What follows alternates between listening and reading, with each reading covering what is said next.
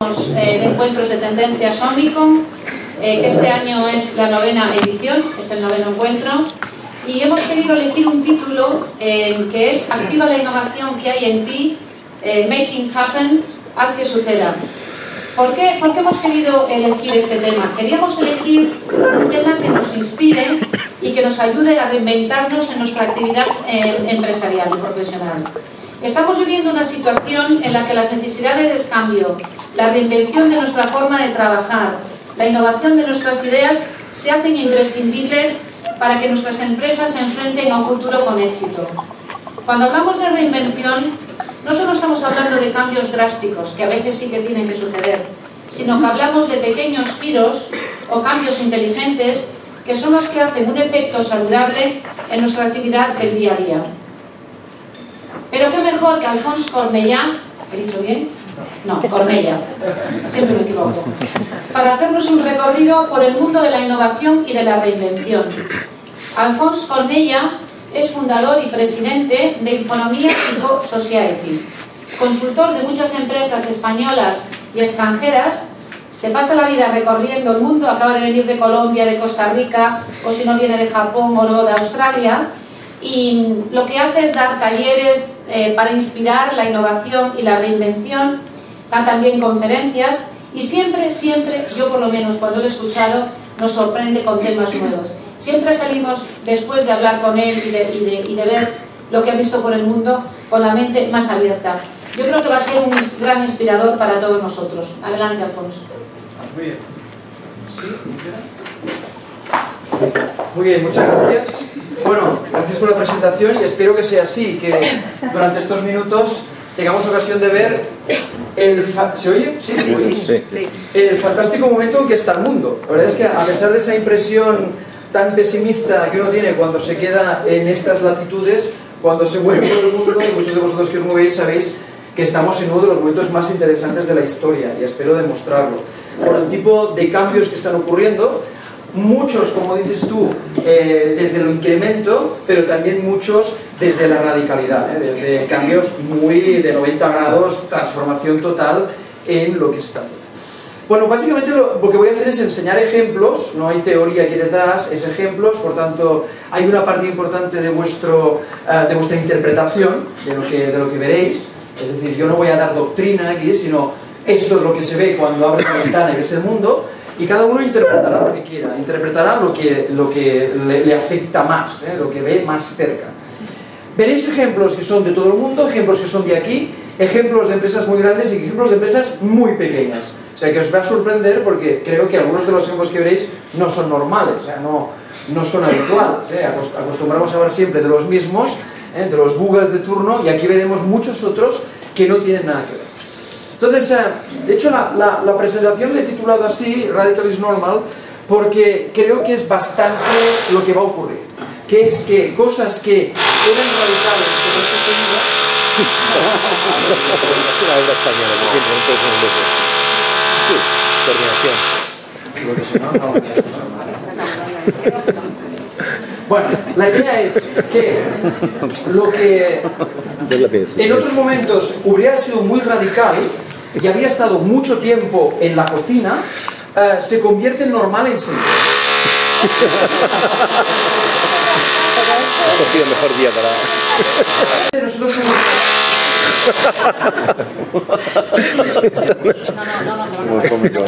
en Barcelona trabajamos en distintos países. Nos ha caracterizado siempre el movilizar personas. Esto es un mensaje importante porque hemos visto centenares de emprendedores en 15 años.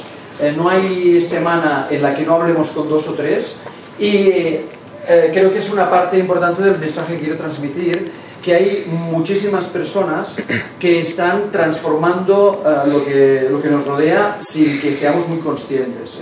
Es decir, hace unos meses con una empresa con la que trabajamos, el presidente nos dijo: tenemos que pensar de forma radicalmente diferente porque hay alguien con chancletas en el mundo que nos va a destruir, ¿no?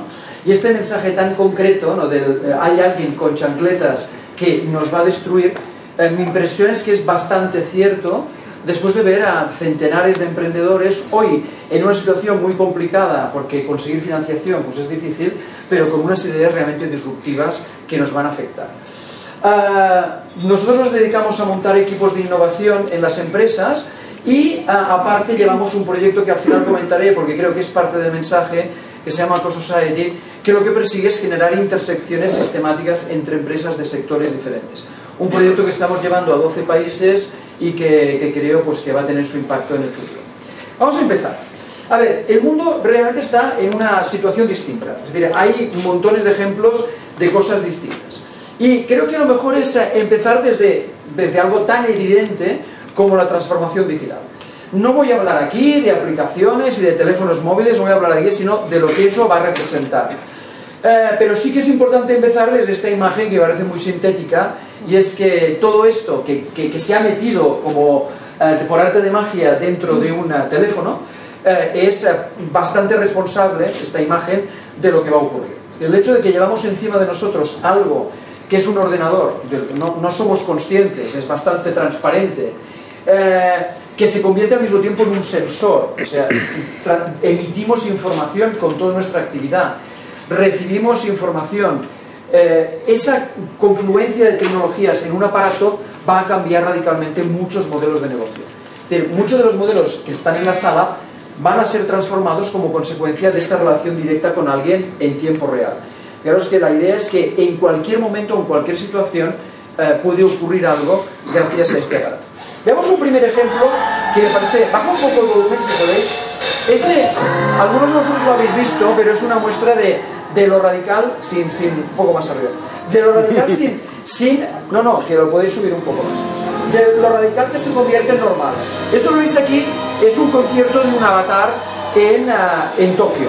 Entonces, fijaros que los seguidores, es decir, el público que está siguiendo el concierto, es un público real que mueve sus lucecitas. Sin embargo, el cantante que está cantando en ese momento es un avatar, es un objeto virtual. Una de las cosas curiosas de estos conciertos es que el grupo musical que está tocando es real. O sea, el grupo musical está ahí detrás, lo que veis en el momento, están tocando de verdad, O sea, parte del truco es cómo ellos se adaptan a la programación del avatar. Este fenómeno en Japón es un fenómeno bastante conocido, es de un software que se llama Vocaloid. Es un software que permite a cualquiera convertirse en un cantante, no él sino su avatar. Según cómo veáis el mundo, os parecerá muy raro esto, o sea, ¿por qué la gente se reúne en lugar de ver a Jagger, a ver a un avatar? Pero la realidad es que para mucha gente esto es absolutamente normal. Lo más curioso es que no se sabe que el software que está detrás de esto es ese software que se llama Vocaloid. Lo compró Yamaha, está desarrollado en España, es un software que se hizo en una universidad española, la compró Fabra, concretamente en Barcelona, y aquí nadie le hizo caso, y sin embargo Yamaha lo adquirió y lo ha convertido en un fenómeno en Japón. Por lo tanto, primer ejemplo, tenemos radicalidad a nuestro alrededor, no somos conscientes y hay situaciones absolutamente diferentes que para algunos ya son normales. Vamos a ver otro ejemplo de cómo cualquier cosa que hacemos cada día, o sea, cuando nos levantamos, tiene unos elementos de problema que alguien va a cambiar que no son normalmente los incumbentes, o sea, los habituales. Veamos esta propuesta de OnlyCoin, que es una propuesta de cambiar un problema que tenemos especialmente los hombres, ¿veis por qué? Que es, las mujeres también lo tenéis, pero es más en nuestro caso, de llevar esto encima. O sea, yo creo que llevo 20 tarjetas aquí. Entonces, esto que, claro, cuando llevas chaqueta no pasa nada, pero cuando lo llevas aquí detrás, pues es un problema. Cuando te sientas, esto que es un problema y que abdicamos de él, porque consideramos que es normal llevar 20 tarjetas encima, alguien que no es del mundo, del mundo de las tarjetas, propone una solución muy interesante. Veámosla. It's also a problem I think most of us have. So my wallet is filled with cards. Credit cards, debit cards, rewards cards, gift cards, filled with them. Too many. This is a coin. It's a simple card just like a regular payment card. You can swipe it just like any other card. The difference between a coin and any other card, all of these cards are inside my coin. And I can pay for stuff with any of them. I'm going to use the personal card for this. My coin has all the same data and acts just like my debit card would when I swipe it. is a business lunch, so I'm going to expense it on the business card. I just tap this button to select the right card, and that's it. How do I get my cards in my coin registry? It's a fair question. I use this thing and the coin app to swipe them in. Take a picture so I know which one it is, and that's it. Oh, security. This is cool too. Let's say you pay with your coin, you've got a lot on your mind, you leave your coin behind, like a dummy. See that? The coin uses a low-power Bluetooth signal. It knows when your phone is near and when it's not. In this card, all your cards. You can add as many as you want and it stays the same size. And all you ever need is one. One coin for all your cards. Este concepto tan sencillo, ¿no? de una simple tarjeta en la que acumulas todas las tarjetas es algo que no ha salido del mundo de las tarjetas, o sea, no ha salido del Visa de turno, no ha salido de American Express, no ha salido de ningún banco, sino de esos con chancletas que tienen una idea diferente. Después veremos si prospera o no, pero todos los que estáis en esta sala seguramente querríais tener esto. De hecho, cuando este concepto salió al mercado como un concepto, es decir, simplemente como si a alguien le interesa que se apunte, en 40 minutos consiguieron todos los compromisos que necesitaban acumular, que pensaban que tendrían en un año. O sea, en 40 minutos se consiguió todo el volumen de personas dispuestas a probar ese producto que pensaban conseguir en un año. Es decir, este tipo de cosas está ocurriendo y además se convierte, como digo, en normales más rápidamente de lo que pensamos. Veamos otro ejemplo de algo de nuestra vida normal, de nuestro día a día, que también va a tener que cambiar. ¿Veis? Esta chica está haciendo algo, está de hecho utilizando una nueva sintaxis. Algo que viene con mucha fuerza es el uso de los gestos. Veréis que hace, lo que está haciendo es aprobándose ropa, ¿no? Entonces, claro, es fantástico. O sea, en lugar de tener que vestirse, desvestirse cada vez, la idea de ponerse delante de una pantalla y ver cómo te queda, incluso tener la posibilidad de cambiar el color, como veis inmediatamente, saber qué opinan tus amigos que están conectados en ese momento, con un thumbs up, thumbs down, es decir, me gusta, no me gusta. Este es un concepto que además está ligado con la posibilidad de pagar rápidamente con una tarjeta de crédito. Es un proyecto de Cisco que viene a resolver una realidad de lo engorroso que es probarse ropa. De nuevo, curiosamente, existen distintos proyectos en España que están haciendo esto, es decir, que si os parece que los ejemplos que muestro están muy lejanos, no es en absoluto así, es decir, están cercanos. Hay mucha gente aquí que está repensando situaciones del día a día que son incómodas, que son engorrosas. Pensad que esta manera distinta de probarse ropa no es una cuestión tecnológica, es una cuestión de modelo, es una cuestión de cuánto más vas a comprar por el hecho de que es más fácil probarte ropa, cómo pueden cambiar los precios en el momento en que en lugar de comprar un producto puedes comprar dos porque el tiempo de compra es el mismo, etcétera, etcétera, etcétera. Detrás de todo esto hay cambios de modelo de negocio, cambios en la forma de conseguir satisfacer al cliente y conseguir que pague por él. Veamos otro ejemplo que es un poco más tecnológico, pero que veréis por qué lo presento. Esto que veis aquí es un producto de algo que habréis oído hablar, que es la nanotecnología, es decir, en cierta manera la química muy fina. Consiste en crear estructuras, superficies, productos con una función nueva. Fijaros un producto que está tratado con este material, el Ultra Dry, que lo convierte en absolutamente hidrófugo. Fijaros la relación, la comparación entre un bloque de cemento no tratado y un bloque es como magia. El hecho de que una superficie tratada con este producto, es una pintura, no impide que tenga una relación con el agua o incluso con cualquier líquido. Fijaros que esto es con un hidrocarburo.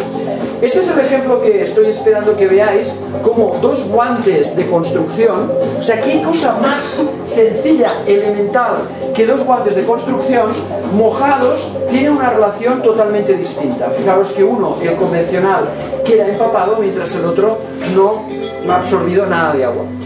Este es el mundo que viene, o sea, un mundo en el que hasta los guantes de construcción van a ser tratados de forma que tengan unas prestaciones muy superiores.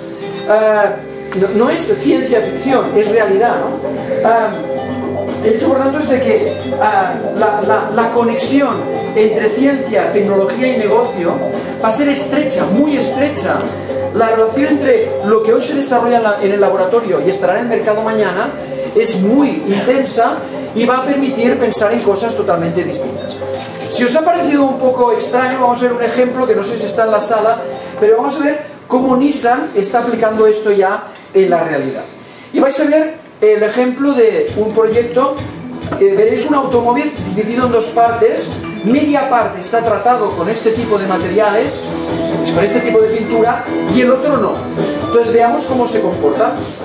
Vamos a ver cómo se comporta el automóvil en un lado y en el otro.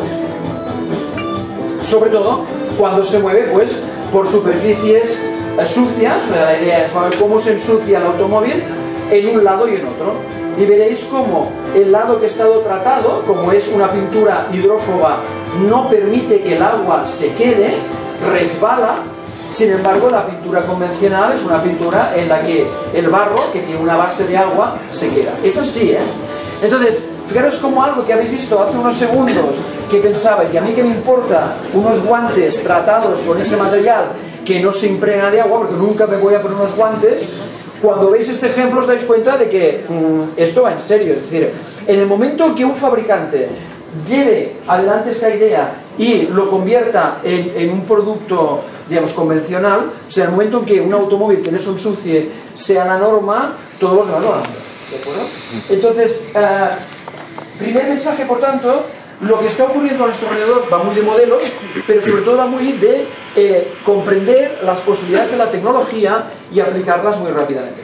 Pero es que hay empresas en España que están haciéndolo. Por ejemplo, esta de aquí es una empresa que está utilizando textiles hidrófobos o textiles que tienen unas capacidades de secado muy rápida para implementar mejoras en los productos, ¿no? No se puede hablar hoy de lo que viene sin hablar del 3D, ¿no? Concretamente de la impresión 3D. Este es un fenómeno que yo sigo con cierto interés y me parece cada día que pasa más espectacular. Vamos a ver algunos ejemplos.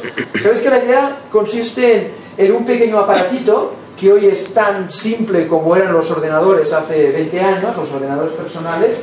Es un cacharro que se mueve en dos direcciones, en dos ejes. Va depositando un plástico fundido, según cuál es a la impresora la precisión, o si queréis la rudeza de la deposición es mayor o menor, de tal manera que queda más fina o no el resultado final. Pero lo que es verdad es que este tipo de aparato tiene unas aplicaciones enormes, como vais a ver.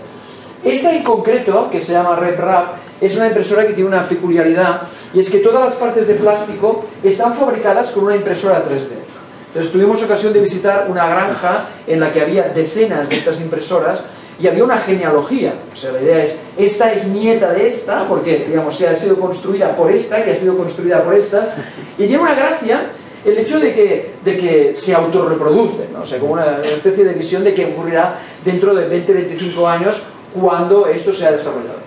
Pero si queréis ver qué es lo que está exactamente ocurriendo en el mundo de la impresión 3D, no hay que ver las máquinas, sino hay que ver lo que se hace con las máquinas, ¿no? Entonces, en lugares como estos, este se llama Thingiverse, es el lugar en donde todos los usuarios de MakerBot, que es una de estas impresoras, están proponiendo sus ideas. O sea, se genera un universo, Thingiverse, un universo de cosas generadas por la iniciativa personal, individual, absolutamente extraordinaria. Es decir, la creatividad llevada a cada persona. Cada persona en el mundo hoy puede convertirse en un diseñador. Y puede convertirse en un diseñador de cosas absolutamente impresionantes. Veremos enseguida algunos ejemplos. Fijaros, algunos ejemplos que nos llevan a la idea de que cosas muy normales de negocios convencionales es que van a ser disruptados, si me permitís la expresión, como por este tipo de tecnologías. Vamos a ver, por ejemplo, qué ocurrirá con las gafas. Este es un proyecto de una startup que está proponiendo un cambio drástico en la forma en que se fabrican las gafas, ¿no? Concretamente el soporte, ¿no? Lo que es las monturas. La idea principal es que hoy que tenemos una forma de concebir las gafas muy industrial, es decir, un proceso de manufactura convencional, con un estocaje, o sea, se produce, se manufactura, se diseña, se manufactura, se lleva stock. Debes tener muchísimos modelos para poder satisfacer a la gente. La idea es que hoy con la impresión 3D esto puede cambiar. Primero porque puedes hacerlo absolutamente, si puedes bajar el sonido aquí, porque puedes tener unas gafas absolutamente personalizadas. O sea, con un escáner de la cara puedes ver exactamente cómo es el ancho de tu frente, cómo es tu nariz. O sea, puede ser exacta a tu cara. Y por otra parte, porque el tipo de modelos es prácticamente infinito. Es decir, no necesitas un catálogo determinado. El catálogo es infinito. Incluso si eres atrevido, te lo puedes diseñar tú mismo. Es decir, un sector como este puede ser disruptado en muy pocos años por la aparición de una tecnología radicalmente distinta que le da un vuelco del que no va a poder recuperarse. Entonces, la impresión 3D, que parece como una anécdota, algo que está por allí, pues mira, unos cuantos jugando con esto, se va a convertir en una realidad transformadora para muchas industrias. Vamos a ver un ejemplo muy interesante del tipo de cosas que se pueden hacer con esto a nivel personal. Es un ejemplo además conmovedor que tiene que ver con cómo cosas que antes tenías que acudir a un experto se pueden hacer de otra forma. Ahora sí que puedes subir el sonido, por favor. Está en inglés, pero creo que es muy fácil de entender. Es un ejemplo de una prótesis realizada en casa para resolver un problema muy concreto. Vamos a ver. Sí, perdón. A ver, aquí. Walt Disney once said that animation can explain whatever the mind of man can conceive. He was talking about cartoons, but advances in technology have taken that basic concept to a whole new dimension. Michelle Miller shows us how the idea of a modern-day inventor became a 3D reality. Grabbing a backpack is hardly the feat of a superhero, unless you're 12-year-old Leon McCarthy, and your hand looks like it's straight out of a science fiction movie. You've actually become sort of a cyborg. There's a cool factor. Yeah, it's like a special. It's special instead of different. Leon has been special since birth. While he was still in the womb, restricted blood flow prevented his hand from developing. I saw his hand sticking up and there were no fingers on it. It was hard for my wife, it was hard for me. 2 years ago, his father, Paul, began to search for an inexpensive, functional prosthetic. What he found was this internet video hosted by Ivan Owen, an inventor in Washington State. I've always had this vision of people being able to build their own prosthetic device at home. Owen and a collaborator in South Africa designed a hand that could be made by a three-dimensional printer. It's essentially like a hot glue gun. There's plastic that feeds into it. The printer head gets really hot, it liquefies that plastic, and then layer by layer creates an object. The design relies on wrist movement. Downward motion creates cable tension that closes the fingers, while a move upward opens them. The assembly instructions were posted for free on the internet, so someone like Paul McCarthy in Marblehead, Massachusetts, could print it. He took the idea to his son. I thought it was a little crazy. He was like, we can print all these fingers and then like clip them all in, and it was a little too much. The first time you saw it, and when you tried it out, it was pretty awesome, yeah. What made it awesome? I could pick up, say like a water bottle, like say I could pick up my pencil. What's it like to see him with this? Making your kids happy is like the most rewarding thing you can have as a dad, right? The price tag was also appealing. Many 3D printers sell for about $2,000. Materials are far less expensive. This thing cost us like $5, $10, you know, whatever. It was nothing. What would a prosthesis cost you? $20,000, $30,000. The cost allows father and son to experiment with newer designs. When I outgrow a hand, you can easily make a new one. It's a do-it-yourself solution that was unthinkable before technology made ideas printable. That's cool. Yeah. Michelle Miller, CBS News, Marblehead, Massachusetts. En esta última parte se dice exactamente el mensaje, que es la idea de la experimentación. O sea, ¿qué va a ocurrir en el momento en que millones de personas tengan en su casa una impresora, la última que se ha propuesto cuesta $250, la más elemental? ¿Qué ocurrirá cuando miles, millones de personas tengan en su casa esto y empiecen a compartir diseños que pueden imprimir en su propia casa? O sea, la revolución que viene en términos de manufactura es realmente extraordinaria y, como digo, va a cambiar pues, los fabricantes de gafas y otros muchos ejemplos. Fijaros este último ejemplo, que es el de un paso más allá, incluso en lo que representa la impresión 3D, es el LIX, que es una impresora que cabe en un bolígrafo y que solidifica en el momento en que sale del aparato. Literalmente permite construir castillos en el aire, es así, y el nivel de nuevo de imaginación que nos permite desarrollar este tipo de aparatos, de los que hay ya decenas en el mercado, es extraordinario. Es decir, fijaros, un lápiz más, ¿no? un objeto más de creatividad, pero no para poner un dibujo sobre un papel, sino para crear un objeto en el aire, ¿no? Entonces, primer mensaje, por tanto, o segundo mensaje, el primero ha sido experimentar, millones de personas experimentando.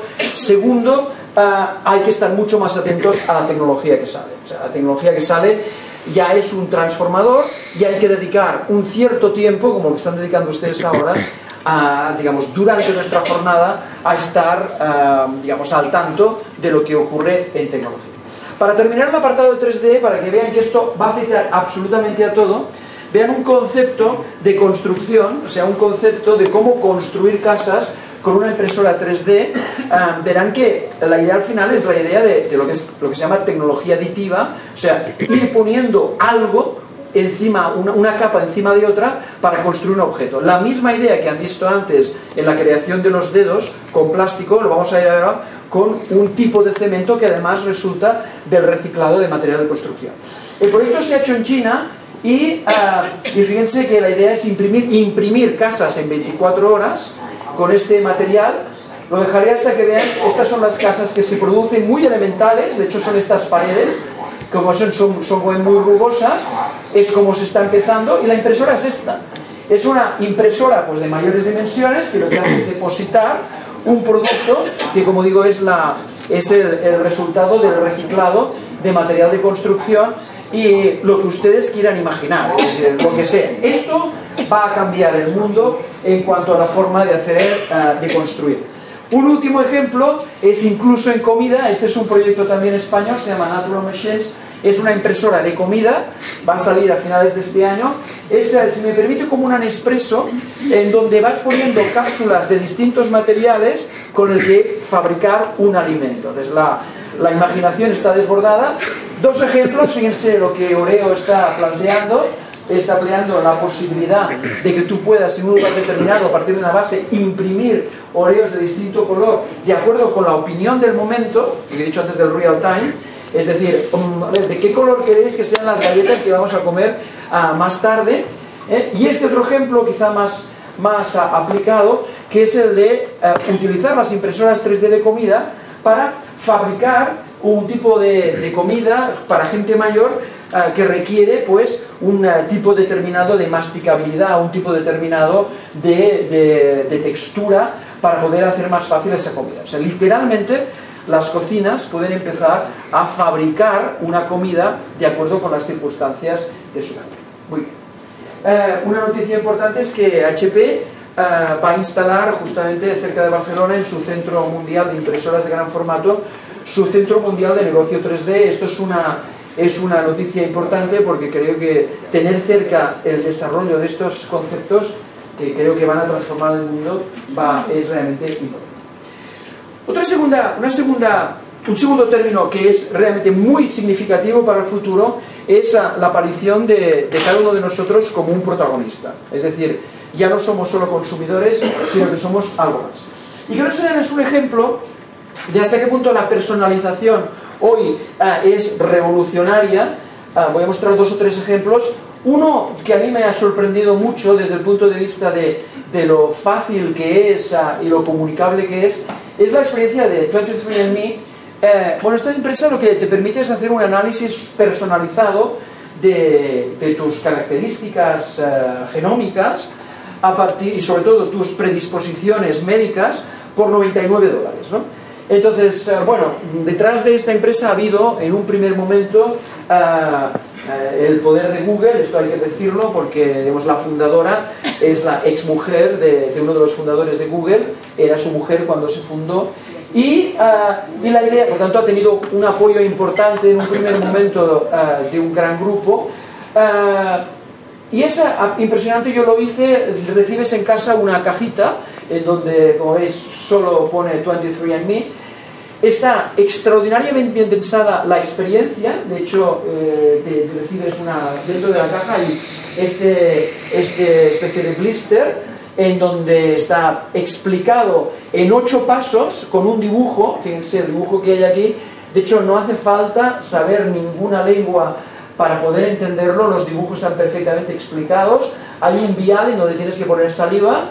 El problema es poner saliva hasta un determinado nivel, o sea, estás unos minutos ahí salivando hasta que consigues, pero bueno, lo consigues al final. Tienes que poner por lo menos 1,5 centímetros de saliva, lo empaquetas, lo pones dentro de esta bolsa, lo envías en la misma caja y al cabo de unos días recibes una respuesta. Bueno, es verdad que 23andMe, cuando yo lo hice, la respuesta que recibí fue una respuesta que hoy no se da.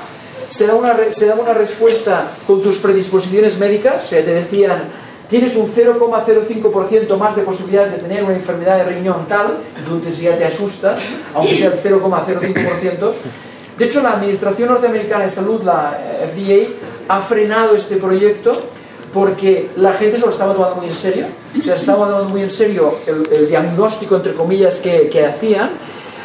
Pero la verdad es que han encontrado una derivada muy divertida, que es la derivada de los ancestros, en donde, claro, en el momento que hay millones de personas haciéndose esta prueba, empiezas a cruzarte. O sea, yo recibo cada 2 semanas un correo electrónico en donde me dice, mira, terceros primos tuyos, terceros, o cuartos o quintos, se han incorporado al proyecto. Entonces encuentras que tienes primos insospechados en las partes más remotas del planeta. Alguien que tiene por lo menos un bisabuelo común, o antes de bisabuelo común. Y una cosa divertida también es que te dicen cuál es tu cantidad de neandertal. Ya ves que yo concretamente tengo un 2,8% de neandertal, cuando la media europea es de 2,7, o sea, soy más neandertal que la media. No sé si es bueno o es malo, pero es la verdad. Lo que es impresionante es que, de nuevo, enviando una cosa por correo al otro lado del planeta, sean capaces de decirte qué es lo que te caracteriza de forma totalmente personal. Entonces, la idea de la personalización de los servicios es imparable y se ve en muchos otros ejemplos. Un ejemplo menos, médico, si queréis, es este de aquí. Esta es una empresa americana que se llama Progressive. Es una empresa del mundo de los seguros de automóvil que ha hecho una transformación radical en su sector que está teniendo mucho impacto. De hecho, es una empresa que está teniendo mucho éxito y que básicamente lo que hace es darle la vuelta a la predisposición, al principio básico del negocio, que es el riesgo moral. Saben que la industria de los seguros se basa en la idea de que sabes que hay gente que te va a engañar. O sea, el principio es, alguien que está mal se va a hacer un seguro precisamente porque está mal. Entonces, gestionar el riesgo moral, los bonus y los malus, es la clave del negocio. Por eso se establece una determinada tarifa, una tarifa promedio, independientemente de cómo tú te comportes. O sea, tú puedes ser un buen conductor y pagas más de lo que deberías pagar porque hay malos conductores que tú tienes que financiar. Esa es la realidad. Esta empresa le dio la vuelta a esta idea y se ha inventado un concepto totalmente nuevo, que es el siguiente. Muy bien, hay tecnología para poner en tu automóvil un aparato. Yo te pongo una caja negra. Miro cómo conduces. Miro cuándo conduces a las 4 de la mañana. ¿Qué bandazos vas dando cuando conduces? Si frenas suave o frenas de golpe. Sé cómo conduces y de acuerdo con eso te aplico una tarifa personalizada.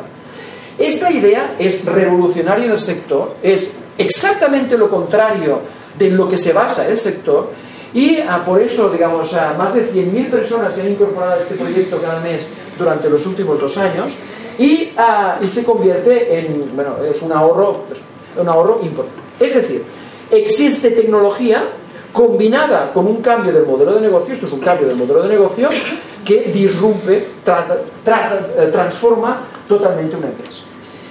Y en el sentido de personalización, es a ti concretamente a quien te voy a dar una determinada tarifa. ¿Hay tecnología para hacer esto? Sí. Fíjense más ejemplos, ¿no? El hecho de que hay negocios en los que se ha partido desde siempre de un principio que no tiene por qué continuar. Un ejemplo que es consecuencia de la crisis es como hay gimnasios que se plantean darle la vuelta a un principio, que es el hecho de que pagas por no ir. Es decir, pago, no voy, ya me siento satisfecho por el hecho de que pago y seguramente por eso ya pierdo peso, pero la realidad es que muchos gimnasios se daban cuenta de que, era en un momento de crisis económica, eso era un freno y se han convertido en un modelo de 0% de cuotas. Es decir, no, pagas si vienes. De hecho, no lo he puesto aquí, pero hay un ejemplo en Estados Unidos que se llama Gym Pact, el pacto del gimnasio.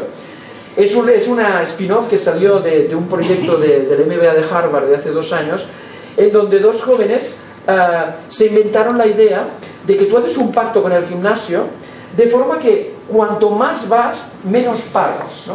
En el sentido de que este es un incentivo. Y además, si no vas, pagas más. Es una especie de mezcla en la que hay un punto medio en el que si vas adecuadamente pagas el precio justo. Si no vas, pagas mucho, y si vas mucho, pagas menos. Entonces, un cambio radical en la forma de concebir lo que es la tarifa de un curso. La idea de la gente como protagonista es fundamental y hay cambios muy curiosos, o sea, de cómo la gente va a participar. Después veréis ejemplos de personas que se han reinventado. Quiero mostrar uno muy, muy interesante. Sabéis que Amazon en estos momentos está apostando por un nuevo sector que es el de la alimentación. Amazon Fresh está ya activo en muchos barrios de Seattle, está activo en San Francisco, está ya casi activo en Los Ángeles, y la idea es distribuir comida con sus capacidades logísticas.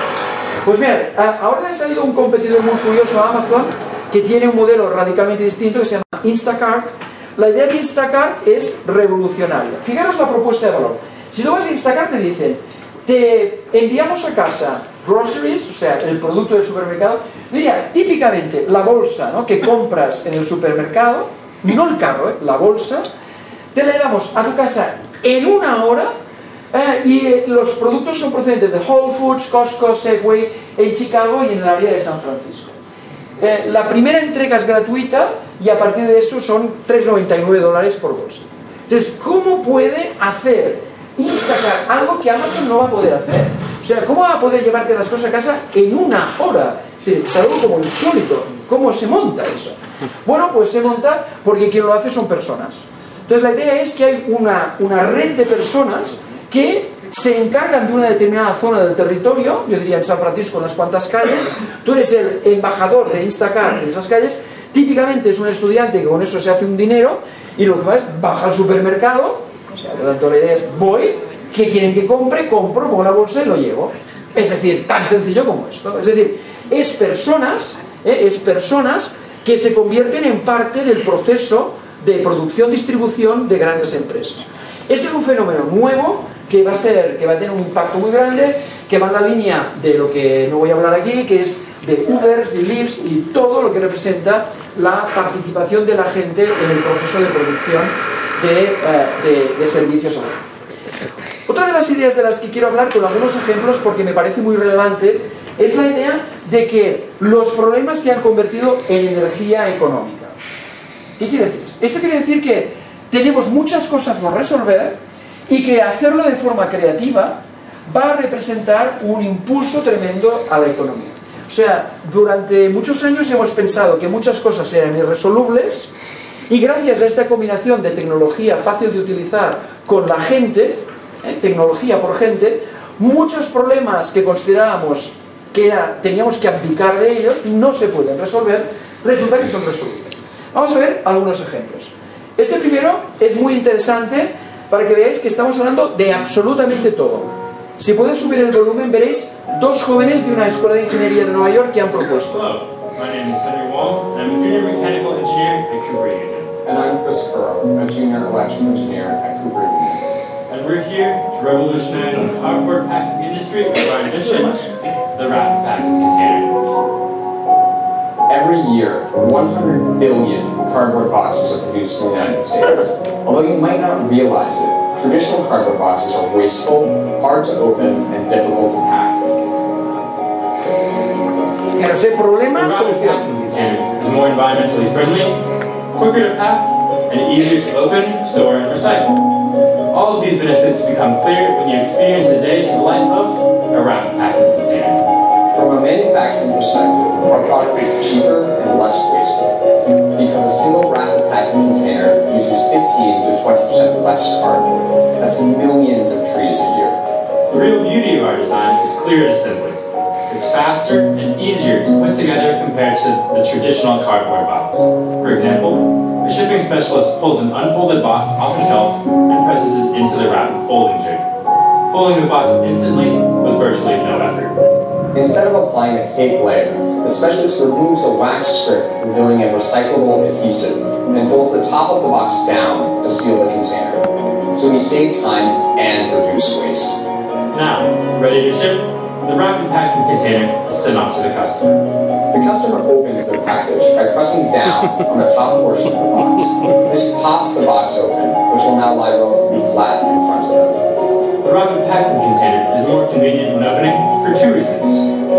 There's no need to lift the contents out of the box, and no need to empty. Finally, when it comes to storage and recycling, the rapid packing container is far more convenient than traditional cardboard boxes. The rapid packing container breaks down by itself for easy storage or recycling. Our product has the additional benefit of being fully reversible, so the user will have a label-free box ready to reuse.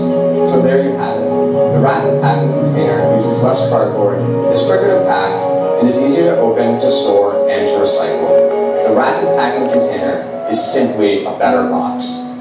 Our next step.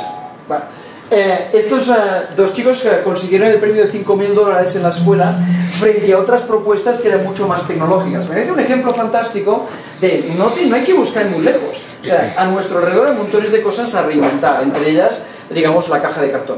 Si queréis ver un ejemplo todavía más impresionante realizado por un chico de 15 años, para que veáis cómo, de nuevo, la participación de la gente va a ser crucial en esta nueva etapa de la economía, fijaros lo que hizo.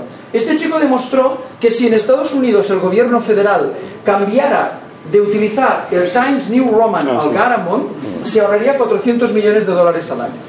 Entonces, la idea es, este chico lo que hizo, es un trabajo de investigación en high school, lo que hizo es imprimir las letras que se utilizan más en inglés, entre ellas la E, las imprimió en formato grande, las recortó en cartón, las pesó, hizo su estudio y llegó a la conclusión de que, digamos, la proporción entre uno y otro, yendo a los presupuestos norteamericanos, en donde está absolutamente todo, entre ellos lo que gasta el gobierno federal en tinta, el resultado es este. Es decir, es una muestra de que tenemos muchas cosas por resolver y que ponerse en una situación de problemas, lo digo para las empresas que hay en la sala y los creativos que hay en la sala, entender la minería de problemas, entender que detectar los problemas que tiene la gente que consideramos irresolubles, pero que lo son, gracias a esa combinación de imaginación y tecnología, va a ser fundamental. Otro ejemplo para que veáis de hasta qué punto es una cuestión de imaginación, es un proyecto que se está llevando en Inglaterra, en Alemania, que consiste en poner juntas las residencias de ancianos y las guarderías infantiles. La idea es sin fronteras, sin pared. La idea es que los niños tienen abuelos y los abuelos tienen nietos. Entonces, y en la infraestructura es muy parecida, desde el punto de vista, por ejemplo, incluso de la comida. Entonces, está teniendo un impacto social tremendo el hecho de que aparezcan por ahí los niños con la gente mayor y al revés, que les expliquen cuentos y que estén, o sea, son dos colectivos que tienen mucho sentido que estén juntos.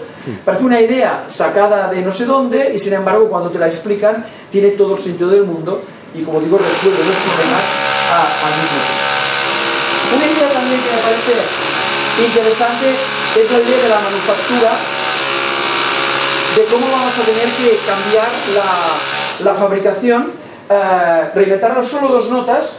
Una es que, a pesar de la sensación que podamos tener de que la manufactura ya es cosa de otro lugar, de otra parte del planeta, en Europa hay montones de ejemplos, hay montones de empresas que están siendo realmente muy revolucionarias en la forma en que están planteando la manufactura.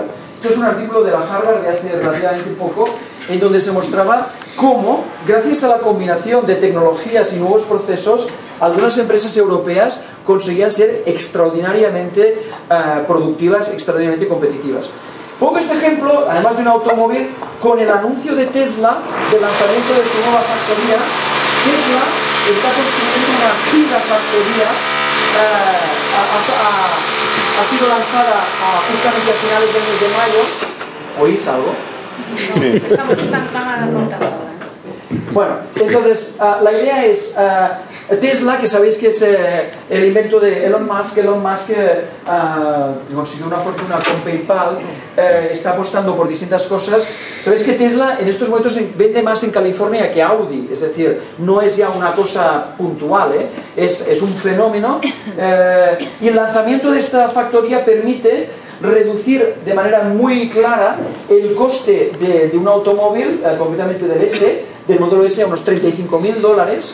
La clave es, esta fábrica es capaz de fabricar 500.000 automóviles al año. Están ya en marcha la segunda factoría para inaugurarla a finales de este año. Por tanto, hay cambios drásticos y el mensaje es que Tesla no viene del sector del automóvil, o sea, no es uno de los típicos, sino que es alguien radicalmente distinto que va a cambiar la industria del automóvil, ya lo está haciendo de una forma inesperada por parte de los inversores. Hay otra cosa importante a decir, que es a comentar, que es la transformación que va a representar en nuestro mundo la aparición de robots inteligentes. Bueno, creo que esto os va a sorprender cómo vamos a cambiar de un mundo de manejar bits a manejar bots, ¿no? A manejar robots. Vamos a ver algunos ejemplos. Pero lo que está de aquí es un ejemplo de un robot capaz de ir en bicicleta. Es importante ver que no es una bicicleta robot, sino que es un robot que va en bicicleta.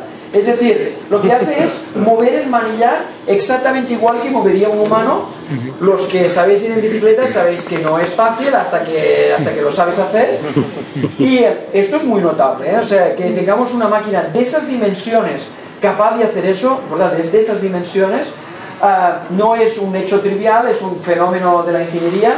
Fijaros cómo para, además poniendo los pies de puntitas y además saludando. Esto es realmente significativo.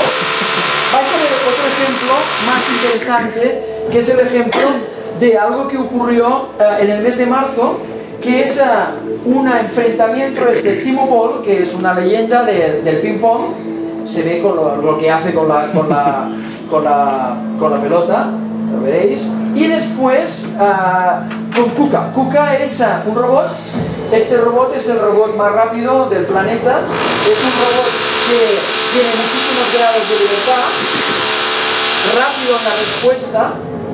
Y veréis cómo se hizo un torneo, ¿no? Se hizo un reto entre humano y robot. Veréis qué es lo que ocurre. El robot está perfectamente programado, de hecho la resolución de la pelota es muy precisa y el robot pues responde. Y como el robot es capaz de moverse de una forma increíble, pues gana, ¿no? O sea, el robot... Esto es muy nuevo, o sea que estamos hablando de una actividad física compleja como es la del ping-pong, Entonces, el robot pues está muy bien programado y fíjate lo que hace con la pelota, hace lo que quiere, ¿no? Y entonces pues el torneo va en marcha y veréis como pues el robot va ganando, es decir, que no hay más remedio, es decir, es mejor. Entonces ya no es mejor solo en mover una cosa de un lado a otro, sino que es mejor en el sentido de una actividad física tan complicada como puede ser la del ping-pong, ¿no? Hasta, veréis cómo va perdiendo, no hay remedio, hasta que ocurre alguna cosa que cambia el juego.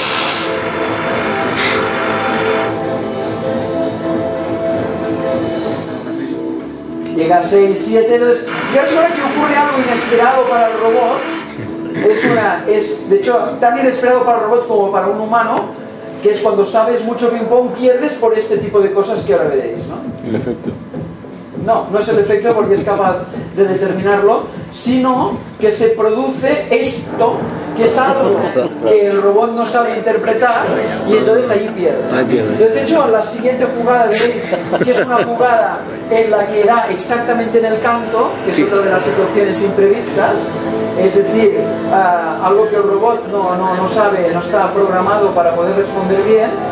Cuando da, veréis enseguida, justamente la esquina, así, el robot no sabe qué hacer. Bueno, al final ganó el hombre por esta vez, pero lo que es impresionante es que un robot sea capaz de hacer esto. Esto está perfectamente explicado en un libro que se llama Race Against the Machine. Es un libro de dos economistas del MIT que dan la llamada de atención de qué va a ocurrir en las próximas 2 décadas como consecuencia de robots que son capaces de hacer cosas humanas. Es decir, la idea de la cognición, de la comprensión de los datos para actuar de forma inteligente a un determinado estímulo. Y ellos explican una cosa muy interesante, y es que se ha llegado desde el punto de vista tecnológico a lo que se llama la segunda parte del tablero, the second half. Bueno, esto es el tablero de ajedrez, y aquí está explicada aquella historia, ¿no? La leyenda seguramente cierta de cómo se creó el ajedrez. El ajedrez dice que es de origen indio.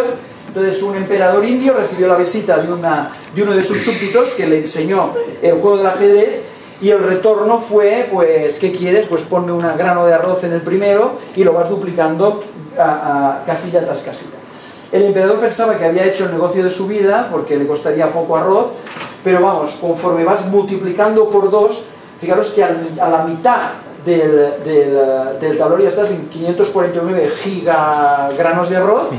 No hay arroz en la historia de la humanidad para dar respuesta a todo el tablero. No hemos producido suficiente arroz en toda la historia, en ninguna parte del mundo, ni junto. Y esto es lo que está ocurriendo exactamente con la tecnología. Es decir, que cada 18 meses se multiplica la capacidad en términos de procesador y en términos de software, y lo que va a ocurrir a partir de la segunda mitad no tenemos ni idea. Es decir, va a ser extraordinariamente revolucionario. No sé si hay en la sala alguien de IBM, pero quien demuestra esto muy claramente hoy es el Watson de IBM. Watson es un proyecto de IBM que consiste en crear un ordenador capaz de responder de forma casi humana. Este robot ganó el Jeopardy el año pasado. El Jeopardy, sabéis que es un concurso americano basado en responder preguntas complejas. De hecho, es más sofisticado porque lo que se le da a los concursantes es una respuesta, y el concursante tiene que decir cuál es la pregunta a esa respuesta. Es más sutil. Bueno, el año pasado se cogió a las dos leyendas del Jeopardy, las 2 personas que consiguieron el récord a lo largo de la historia. Se les puso frente del Watson y el Watson ganó. He podido ver una demostración del Watson en California, ver cómo piensa, es espectacular. O sea, cómo, digamos, genera millones de datos por segundo y es capaz de generar relaciones. Y el Watson ahora está en una siguiente fase, que es hacer diagnósticos médicos. Hay un proyecto de IBM que se llama Dr. Watson, que consiste en leer absolutamente toda la bibliografía médica que se produce en el mundo, algo que no puede hacer un humano, y empezar a ligarlo para poder ayudar en la generación de diagnósticos. Y como sí que también hay alguien del mundo legal en la sala, otro de los proyectos de Watson consiste en ser capaz de hacer una sentencia, es decir, de llegar a una conclusión juntando todos los datos de un caso, aplicando todas las reglas que hay, digamos, legislativas y todas las reglas lógicas para llegar a un resultado. Y los resultados son absolutamente sorprendentes.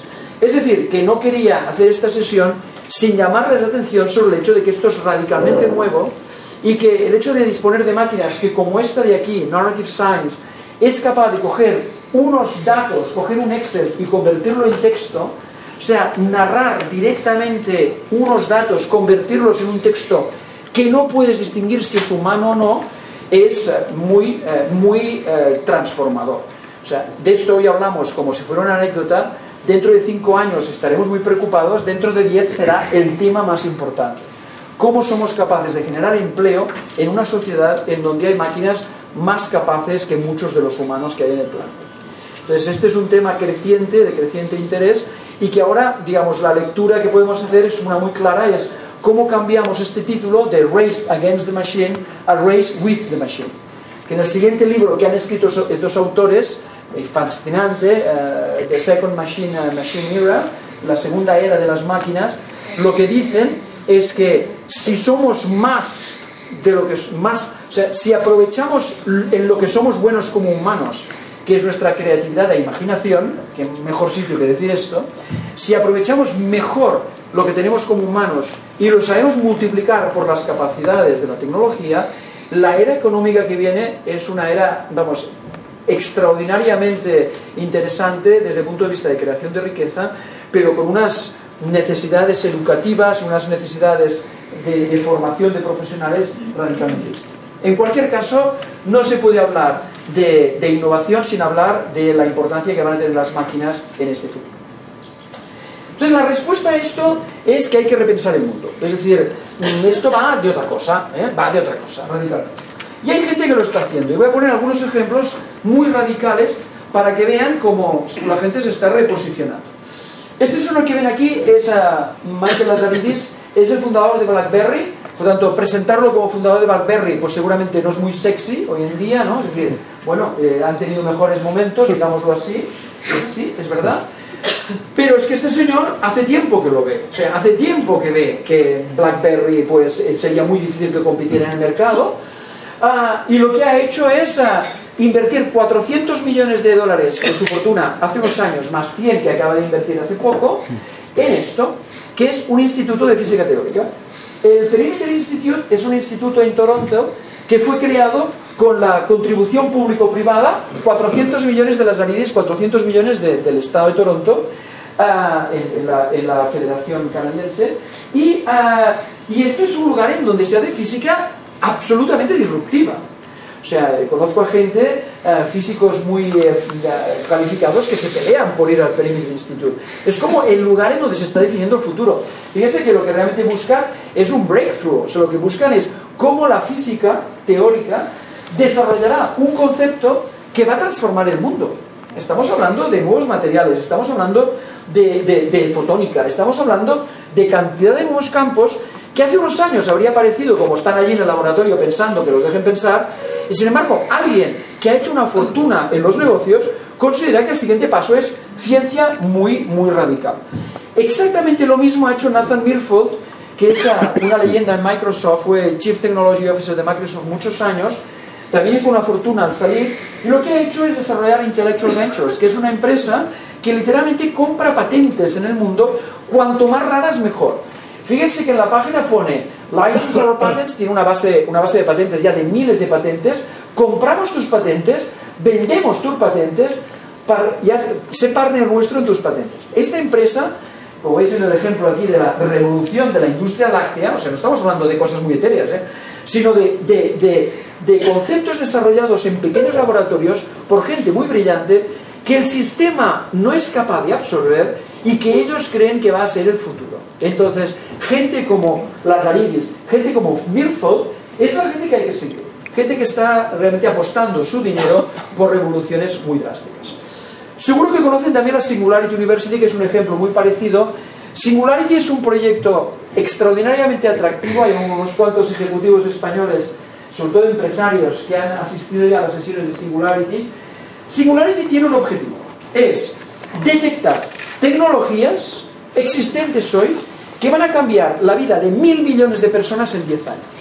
O sea, el objetivo es deliberado. Estamos hablando, por ejemplo, de dejar de producir carne a través de animales y producirla en el laboratorio. Esto, que hoy es técnicamente ya posible, puede transformar la vida de 1.000 millones en 10 años. Como puede transformar la vida de 1.000 millones en 10 años quien encuentre una fuente de energía distinta a los combustibles fósiles y más eficaz que la que podamos tener hoy en las baterías eléctricas. Entonces, hay mucha gente en el mundo que está haciendo transformaciones radicales desde estas perspectivas.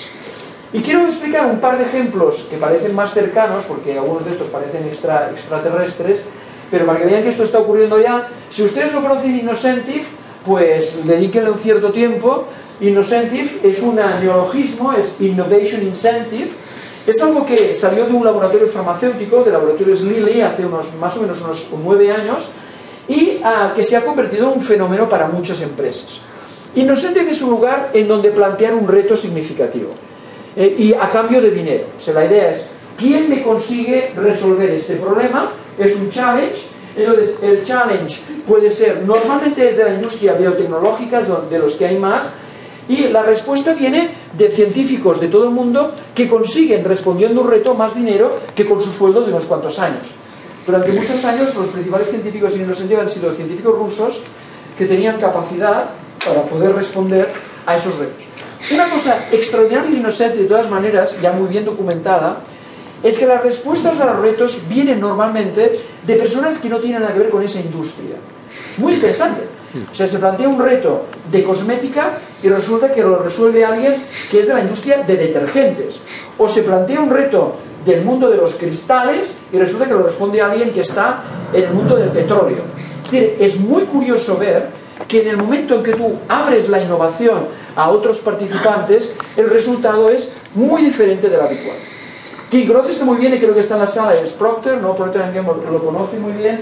De hecho, en este artículo también reciente se explica cómo Procter, por ejemplo, está yendo un paso más allá y no solo ya está utilizando estos lugares en donde de forma estructurada científicos responden a los retos, sino que está utilizando plataformas donde gente normal está proponiendo, digamos, sus respuestas. Fíjense la frase aquí dice que está estimado que solo en Estados Unidos los consumidores están invirtiendo 20.000 millones de dólares en tiempo y dinero, a mejorar los productos que hay en su casa. Es decir, se estima ya que el tinkering, ¿no? O sea, el que la gente hace cosas en su casa para modificar productos que compra para hacerlos mejores, normalmente sin querer llegar al mercado, simplemente una cuestión propia, representa en tiempo sobre todo una ingente cantidad de recursos. Entonces, empresas como Procter están intentando transformar ese potencial en algo. Fijaros que hay voluntarios que resuelven, digamos, concursos que lanza Procter desde 5.000 hasta $1 millón para dar respuesta a los problemas de la compañía. Entonces, esto es nuevo. El hecho de que las empresas se repiensan dándose cuenta de que nunca serán capaces de crear un laboratorio más grande que el mundo. Es decir, el mundo es más grande que cualquier laboratorio que puedas imaginar y esto es relativamente bueno. Pero para que vean hasta qué punto la reinvención arrasa con todo y para que vean que lo que viene es impresionante, quizá una de las cosas más curiosas para comentar hoy es Alt School. Alt School es un colegio y de hecho es un concepto educativo de primaria, o sea, ni secundaria. Y este concepto está generado por un emprendedor, es decir, es alguien que ha trabajado en el Silicon Valley durante unos cuantos años, que se ha rodeado, como ven aquí, de educadores, emprendedores y tecnólogos para dar la vuelta de forma radical a el concepto de lo que es una escuela, mezclando la educación, por supuesto, con el diseño, la ingeniería y la emprendeduría. Y el resultado es un concepto muy diferente, ya lo mirarán con calma, de lo que ellos llaman microcomunidades escolares. La idea es, en lugar de tener un gran colegio con muchos niños, está distribuido por el territorio en grupos de pequeños, quizá de 20 niños, con un número importante de profesores para actuar desde la perspectiva de proyectos a resolver cuestiones reales. Dirán, estos están un poco locos. Bueno, el tuition de esta escuela vale $20.000, es decir, que hoy por hoy es de élite, pero curiosamente ha recibido una inversión de $33 millones hace muy poco por parte de un fondo de capital riesgo en el que participa gente muy conocida como Andreessen, el fundador de Netscape, que no ha fallado en ninguna de sus inversiones desde que vendió Netscape. Y fíjense, esta escuela tiene 36 empleados en este momento y ha recibido una inversión de $33 millones porque el concepto, el modelo que tienen, consideran que es un modelo que puede revolucionar la educación en Estados Unidos. Esto es nuevo, O sea, que alguien invierta dinero en un colegio es nuevo y muestra hasta qué punto hay que reinventarlo todo. O sea, queríais reinvención, pues, ejemplo, todo. Es decir, la caja de cartón, yo qué sé, cómo imprimimos las casas, cómo fabricamos las casas, cómo vamos a... Por tanto, señores, hay que reinventar. Y entonces, la reinvención, la verdad es que es una realidad que está con nosotros desde hace mucho tiempo. He hablado ya del Watson, no de IBM. IBM es un ejemplo histórico muy interesante. De hecho, saben que IBM en los 90 empezó a perder cuota de mercado, se preocuparon mucho, abandonaron todo el negocio de mainframe. De hecho, después abandonaron el negocio incluso de los portátiles, saben que se lo vendió a Lenovo. Y hoy en día es una empresa que se está transformando radicalmente. Lo hicieron ya entrando en el mundo del software y servicios, pero es que hoy la gran apuesta de IBM es Watson. Es decir, ¿cómo vamos a cambiar la forma en que resolvemos problemas en el mundo con la computación cognitiva? Otro ejemplo extraordinario es Netflix a nivel global. Saben que Netflix empezó con el alquiler de películas por correo en Estados Unidos hace muy pocos años. la idea era, bueno, sacó Blockbuster del mercado, Blockbuster ya no existe, y lo hicieron básicamente cambiando una regla del mercado, que era, tienes que pagar si devuelves tarde tu vídeo. Esta idea tan sencilla, la penalización a devolver tarde un vídeo, representaba el 30% de los ingresos de Blockbuster. Entonces, Netflix lo que hizo es, esto se acabó, no tienes que pagarme nada si no me devuelves el vídeo, lo único es que no tendrás el siguiente vídeo si no me devuelves el anterior. Y este simple cambio de regla transformó un negocio y dio a Netflix una aceleración tremenda hasta el punto de que hoy ya no envían vídeos por correo, es todo online. Y si tienen ustedes amigos en Estados Unidos, seguro que les dirán que hoy consumen Netflix. O sea, la televisión en Estados Unidos ha dado un vuelco.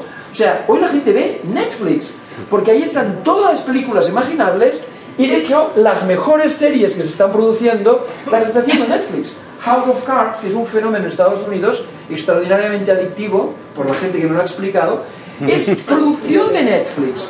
Es decir, que alguien que alquilaba vídeos hoy se esté convirtiendo en el líder de audiencia a través de un mecanismo de distribución totalmente distinto del habitual, es el tipo de cosas de las que estamos hablando. Wikipedia, ¿qué ocurre con Wikipedia? O sea, ha transformado el sector de manera radical y ahora que está empezando a ponerse en el mundo de la educación, veremos más cosas significativas. Pixar, saben que Pixar fue comprado por Disney y hoy Disney es Pixar. O sea, ¿qué tiene Disney sino Pixar? Es decir, una forma radicalmente distinta de concebir las películas utilizando la tecnología. He puesto aquí un recuadro que es muy poco conocido, que de hecho Pixar lo que tiene es Renderman, que es su software. Pixar lo que tiene es su capacidad de producción de software. Y fíjense que en los últimos 15 años 47 de los 50 nominados al premio de efectos especiales en Hollywood utilizaba Renderman. O sea que resulta al final que lo que tiene Pixar es su software, ¿no? Como anécdota curiosa les diré que hace unos meses en San Francisco pude hablar con un bilbaíno que trabaja en Pixar haciendo algo muy concreto que es plantas. O sea, lo que hace es, ha desarrollado un software que hace pues, los escenarios vegetales. Cuando vean una película de Pixar en el futuro, piensen que esas plantas que se mueven están hechas por un bilbaíno.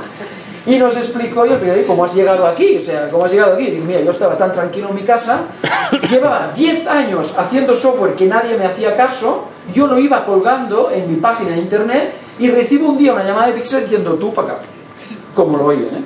Es decir, que hay mucha gente que se reinventa gracias a apostar por algo que está en la frontera y que requiere, evidentemente, su esfuerzo y su apuesta.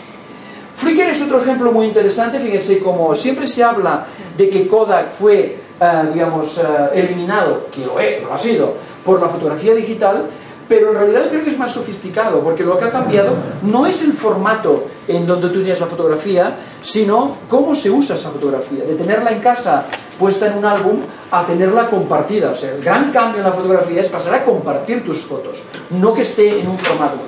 En cualquier caso, todos estos ejemplos van en la línea de un artículo, para mí, de los que hay que guardar, también de Andersen, de hace unos 3 años, en el Wall Street Journal, en donde el título lo decía todo, Software is eating the world, es decir, el software se está comiendo el mundo, porque todos estos ejemplos que ven ustedes aquí son ejemplos de empresas que utilizan el software como una forma de cambiar radicalmente el modelo de negocio en una industria. Muy bien. Entonces, la idea de la reinvención, de la transformación, la vemos a nuestro alrededor cada día más, y voy a ponerles algunos ejemplos de empresas españolas para que vean que no solo hablamos de estas, ¿no? Fíjense, están ustedes rodeados de empresas que ni conocen, que son líderes en el mundo, en algún segmento muy concreto, muchas veces muy poco sexy, pero que son empresas que se han reinventado año tras año desde su fundación. Esta empresa, por ejemplo, que ven aquí, que está cerca de Gerona, es una empresa que está en el mundo de la impresión, que utiliza tecnologías muy sofisticadas y que si ustedes van al año de fundación, en los años 50, verán que cada año, cada 5 años, han hecho una transformación en su tecnología que las han convertido en líderes mundiales. Es decir, no hay que ir a Flickr, no hay que ir a Google, están ustedes rodeados, ¿no? Arteche es una empresa vasca, por ejemplo, que está transformándose cada año. Hay muchas empresas en el sector industrial, especialmente, más que en servicios en España, que hay que tener en cuenta y que además durante los últimos años han tenido que reinventarse por la situación económica.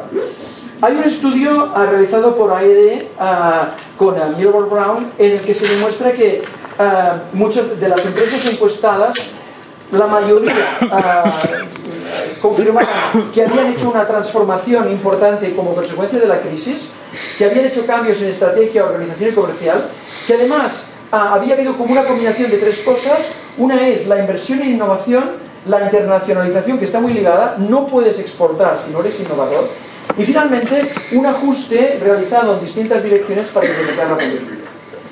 Y les voy a mostrar más ejemplos para que vean cómo esto es una realidad. Esta empresa que ven aquí, Hyperbaric, si ustedes la ven, pues no sabrían de dónde procede.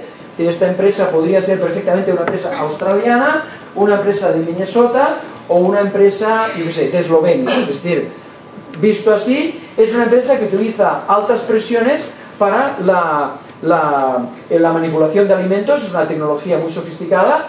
Bueno, esta empresa está en Burgos, concretamente.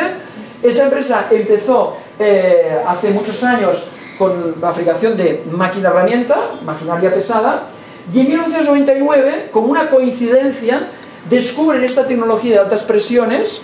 El fundador me lo explicó, era una coincidencia que coincidió con alguien que tenía esta tecnología que no se utilizaba. La empezaron a aplicar y el resultado es que son líderes en el mundo en esto. Es decir, si no es un ejemplo de reinvención, o sea, alguien que dice, hago maquinaria, no voy a ser competitivo en este campo porque los asiáticos me van a comer, voy a hacer algo radicalmente distinto. Orona es otro ejemplo muy interesante. Saben que el mundo de los ascensores básicamente está en manos de 4 grandes empresas, ¿no?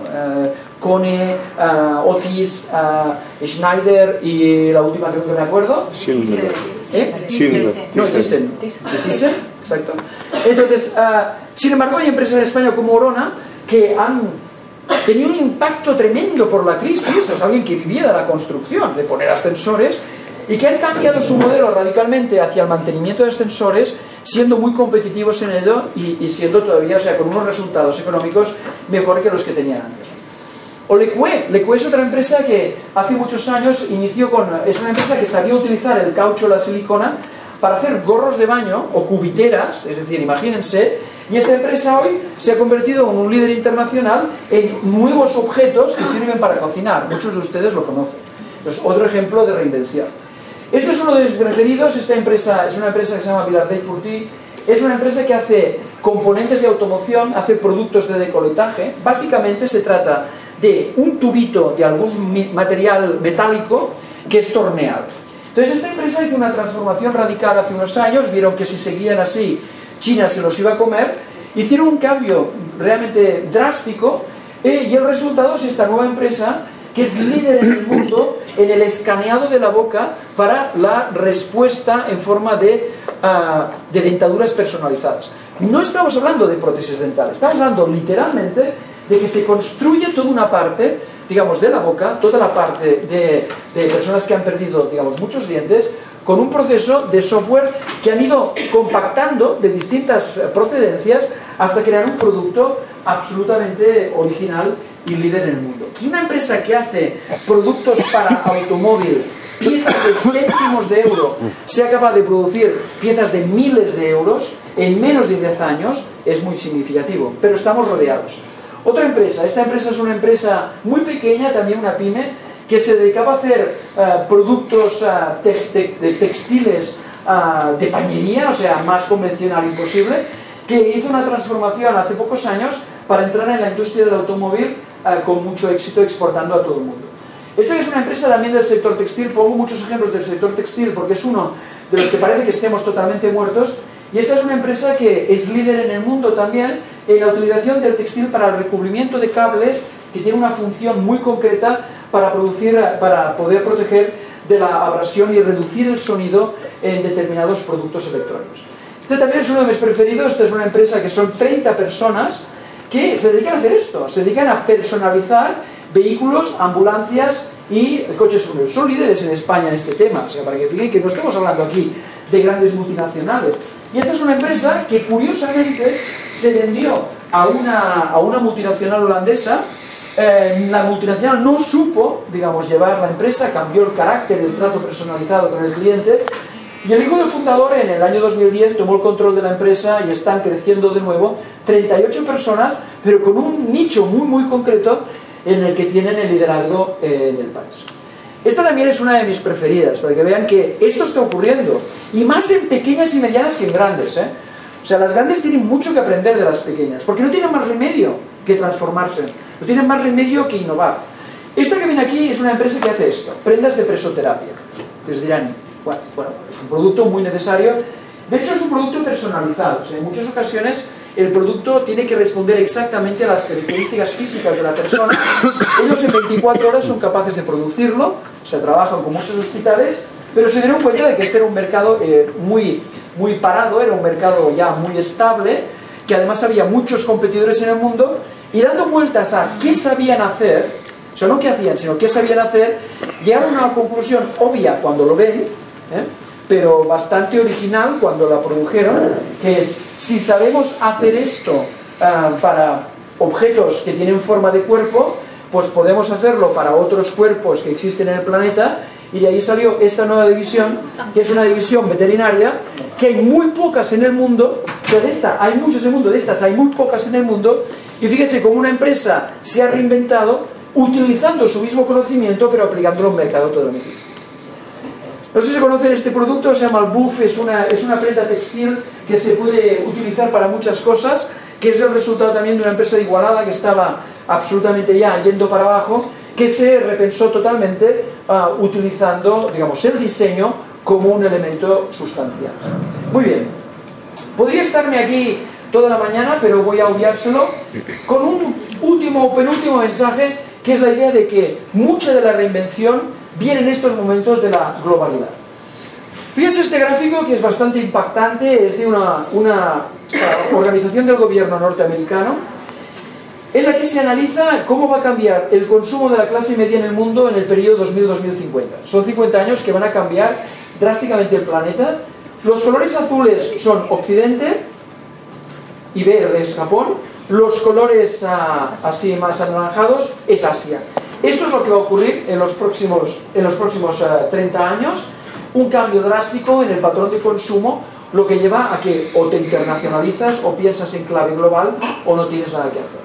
Entonces, hay empresas como esta que todos ustedes conocen, que hacen interruptores y material eléctrico, con graves problemas cuando se inició la crisis, porque en el momento que desaparece la inversión en inmobiliaria y de construcción, ellos tienen un problema que en los años de la crisis han variado del 20 al 80, es decir, 20% mercados internacionales, 80% mercados nacionales, y en este momento 80% mercados internacionales, 20% mercados nacionales. Es decir, muchas empresas que ustedes no tienen en cuenta porque son medianas o pequeñas, están haciendo algo que tendría que hacer todo el mundo, que es empezar a pensar en la internacionalización. Esta empresa que no han oído hablar, ustedes en absoluto, seguramente VSN, no les ve sonar de nadie, es una empresa que digitaliza los contenidos de 1000 canales de televisión en 80 países. Y es una empresa que se ha internacionalizado en los últimos años, que hace un producto extraordinariamente concreto, pero que demuestra que es que hoy, digamos, si sabes hacerlo, tienes la tecnología, puedes hacerlo en todo el mundo. Como esto de aquí, fíjense, gracias a inversiones en tecnología, papeleras, una empresa como fabricante de papel, que ustedes dirían que no tiene nada que hacer en este país, puede hacerlo precisamente porque apuesta por la innovación y la internacionalización. Una penúltima cosa que quiero decir es sobre que esto está ocurriendo también a nivel personal. Es decir, no es una cuestión de empresa. La crisis también ha estimulado la reinvención personal. Voy a poner un ejemplo drástico. Este señor que viene aquí, Avi Flombauer, es un señor que trabajaba en una consultora y decidió empezar a explicar cosas a través del Skillshare. Skillshare es un lugar donde la gente aprende a hacer cosas, es una comunidad de aprendizaje. La gente paga por el contenido que recibe, por aprender a hacer algo. En este caso es un curso sobre cómo aprender a programar. Y este hombre ya se está haciendo $100.000 al año, habiendo cambiado drásticamente su profesión de ser un consultor convencional a ser alguien que aplica lo que sabe, o sea, sus activos personales, en un mundo en el que la gente quiere aprender. Este es un ejemplo muy interesante, no sé si han visto esta empresa, Pool Viking. Es una empresa que lo que hace es bicicletas acuáticas, o sea, bicicletas para en la piscina. Bueno, el fundador es un señor que se llama Ferran Bosque.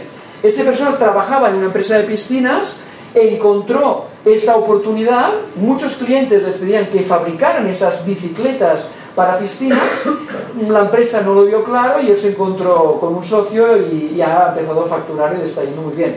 65% exportación.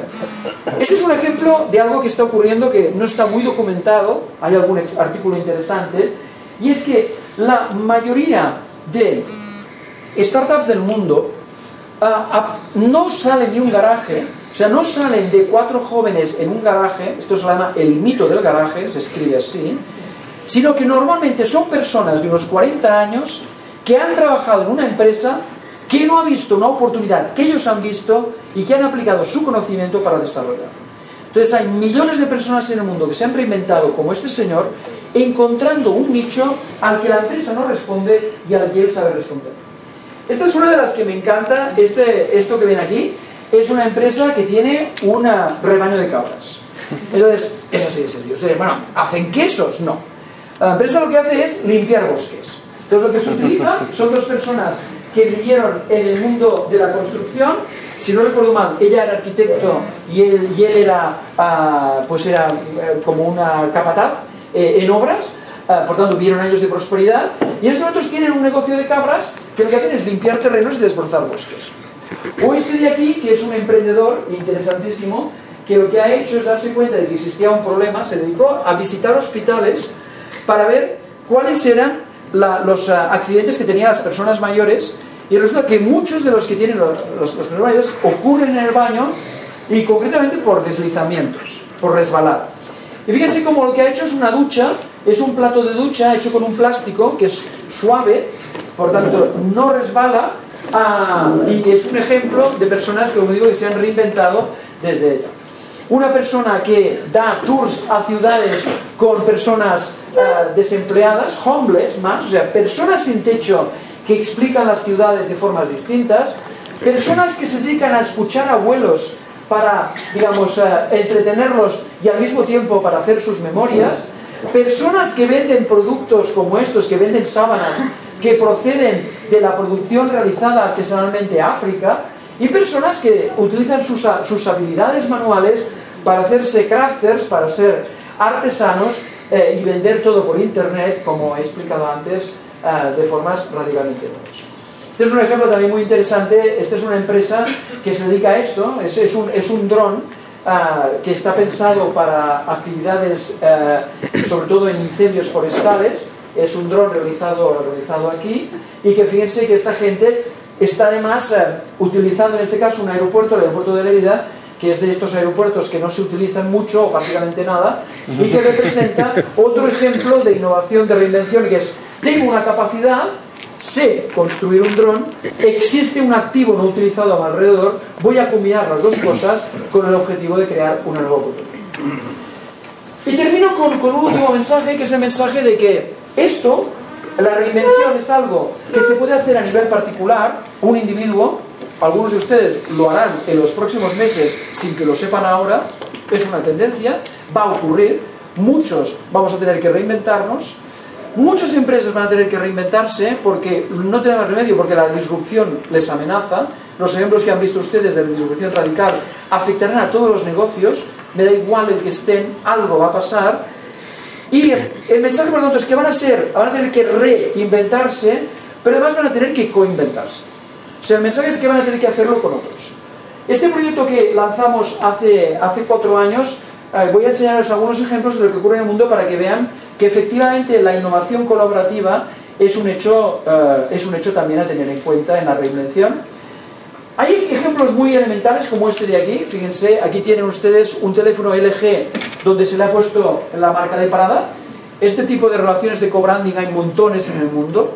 O sea, es una tendencia ya imparable, es un experimento. ¿Qué ocurre cuando 2 marcas se apalancan mutuamente? Este es un poco más sofisticado. Este es como un producto, por lo tanto no solo una marca, un producto como Danone y una infraestructura como Starbucks se ponen de acuerdo para probar el lanzamiento de un nuevo producto, de un producto que no era habitual en el Starbucks. Es un ejemplo de colaboración que con el modelo Lean Startup cuesta muy poco de probar.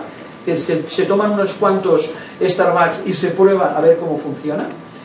Este es otro ejemplo más sofisticado. Cuando ustedes ven esto, ustedes son muchos de ustedes del mundo de la comunicación, y por tanto cuando ven esto y ven un café, un Illy, les suena un poco raro. O sea, lo normal al ver un anuncio de café es que veamos una taza humeante, o sea, café, taza humeante. Esto es todo lo contrario, o sea, esto es una lata fresca con las gotitas de agua, además con un estilo. El joven este no es precisamente el joven que esperaríamos, digamos, en un anuncio de Illy.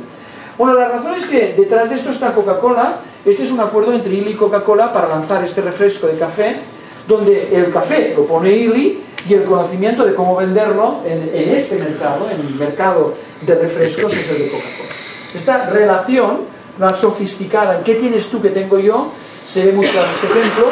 No voy a poner muchos más ejemplos, pero en el caso de la automoción hay decenas de ejemplos de empresas del sector automoción que están colaborando para transformar su sector.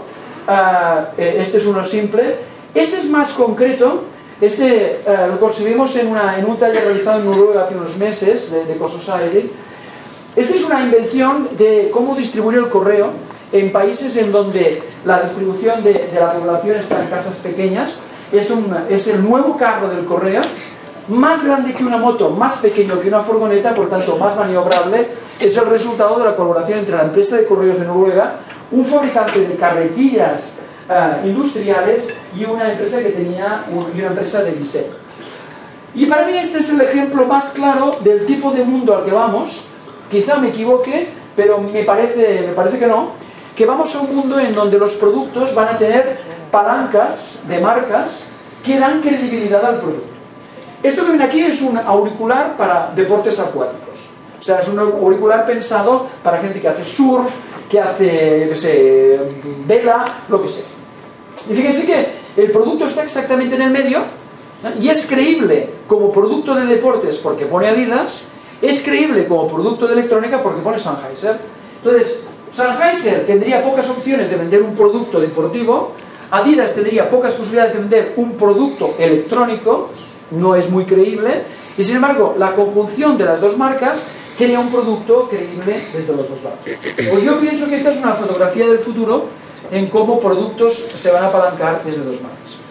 Un proyecto que conozco bastante bien y que ilustra también esta idea es el proyecto Yukari. El proyecto Yukari es una relación entre Reebok y el Cirque du Soleil y consiste en la reinvención de la gimnasia para mujeres, especialmente en gimnasios. Esto sale de un estudio realizado por Reebok sobre la actitud de las mujeres en los gimnasios, que llegaba a la conclusión de que las mujeres se aburren en los gimnasios. Bueno, donde pone mujeres ponen hombres y es exactamente lo mismo, pero este estudio concretamente era sobre mujeres. El resultado es, las mujeres se aburren en los gimnasios. Bueno, entonces casualmente un vicepresidente de Reebok se encontró con un vicepresidente del Cirque du Soleil, habían estudiado juntos, lo sé porque conozco el caso, he trabajado con ellos, y de la confluencia, de ese accidente, salió esa frase que sale muchas veces de ¿por qué no hacemos algo juntos? Y al cabo de unos meses, después de un contrato de más de 100 páginas, pues salió un proyecto que es Yukari, que ha tenido mucho éxito, más de 5 millones de personas en el mundo lo utilizan, y que es exactamente de lo que hablamos. Cómo se puede crear un producto en medio de las capacidades de dos empresas desde la confluencia de sus conocimientos. O sea, Reebok no lo habría podido hacer, Cirque du Soleil, esto es un negocio muy lejano del suyo, y sin embargo de la confluencia aparece algo. Y termino con un ejemplo que es ya histórico y que creo que es muy muy claro, que es cómo se pueden hacer mezclas de lo más insólito para crear algo nuevo que tenga éxito. Fíjense, si ustedes intentan juntar una botella de Coca-Cola con una silla, o sea, este cruce genético es realmente complejo, ¿no? O sea, es como cruzar un elefante y una hormiga. O sea, ¿qué genética tiene desde el punto de vista comercial una silla y una botella? Se venden en sitios distintos, lo utilizan personas distintas, la situación no tiene nada que ver. Sin embargo, resulta que lo que está debajo de estas dos cosas es algo más sutil, que es que las dos son un icono. El icono Coca-Cola, todos lo conocen, si no conocen un poco más la cultura americana, no saben que esta es la silla Navy. La Navy es un icono americano, es una silla que se hizo en la Segunda Guerra Mundial, silla de aluminio, se utilizaban los submarinos, fue un boom en la posguerra, es un icono americano. Por tanto, estas dos cosas, independientemente de para qué se usan y quién los compra, son dos iconos. Y estas dos empresas se propusieron reinventar un icono, en este caso el icono de la derecha, y el resultado es la nueva Navy, que es una silla hecha de plástico, curiosamente rojo, claro, no podía ser de otra forma, además el mismo Pantone, pero con una novedad, que es que está hecha con 111 botellas recicladas de Coca-Cola. Esto ha sido un éxito en el mercado, la nueva silla Navy. Es el resultado de una confluencia insólita de dos empresas. De hecho, no es un dúo, sino que es un trío, porque hay un tercero en discordia, que es Bass, que es quien hizo toda la tecnología posible para la conversión de las botellas, de las 111 botellas, en una silla. Pues esto está ocurriendo a nuestro alrededor. Si tienen más interés en este tema, hay un texto nuestro que se puede bajar de nuestra página gratuitamente, donde hay 50 ejemplos de colaboración empresarial que llevan a disrupción.